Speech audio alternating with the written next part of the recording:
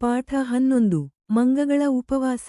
ಬಾಳೆಯ ತೋಟದ ಪಕ್ಕದ ಕಾಡೊಳು ವಾಸಿಸುತ್ತಿದ್ದವು ಮಂಗಗಳು. ಮಂಗಗಳೆಲ್ಲವೂ ಒಟ್ಟಿಗೆ ಸೇರುತ್ತಾ ಒಂದು ಉಪವಾಸವ ಮಾಡಿದವು. ಬಾಳೆಯ ತೋಟದ ಪಕ್ಕದ ಕಾಡೊಳು ವಾಸಿಸುತ್ತಿದ್ದವು ಮಂಗಗಳು. ಮಂಗಗಳೆಲ್ಲವೂ ಒಟ್ಟಿಗೆ ಸೇರುತ್ತಾ ಒಂದು ಉಪವಾಸವ ಮಾಡಿದವು. ಏನು ತಿನ್ನದೆ ಮಟಮಟ ನೋಡುತ್ತಾ ಇದ್ದವು ಮರದಲ್ಲಿ ಕುಳಿತಲ್ಲೇ.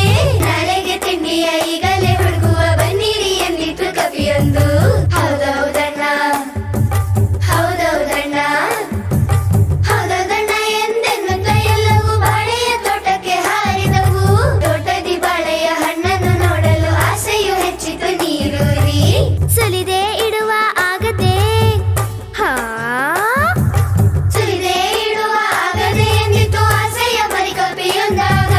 ಹೌದೌದೆನ್ನುತ್ತ ಹಣ್ಣನ್ನು ಸುರಿದವು ಕೈಯೊಳೆ ಹಿಡಿದು ಕುಳಿತಿರಲು. ಕೈಯಲ್ಲೆತಕ್ಕೆ ಬಾಯೊಳಗಿಟ್ಟರೆ ಆಗದೆ.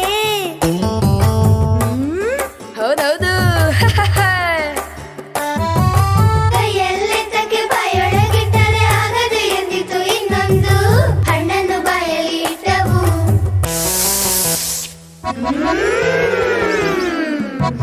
ಹಣ್ಣನ್ನು ಬಾಯಲ್ಲಿ ಇಟ್ಟವು ಜಗಿದೆ ಇಡುವೆವು ಎಂದಿತು ಮತ್ತೊಂದು. ಜಗಿದು ಜಗಿದು ನುಂಗಿದವೆಲ್ಲ ಆಗಲೇ ಮುಗಿಯಿತು ಉಪವಾಸ. ಜಗಿದು ಜಗಿದು ನುಂಗಿದವೆಲ್ಲ ಆಗಲೇ ಮುಗಿಯಿತು ಉಪವಾಸ.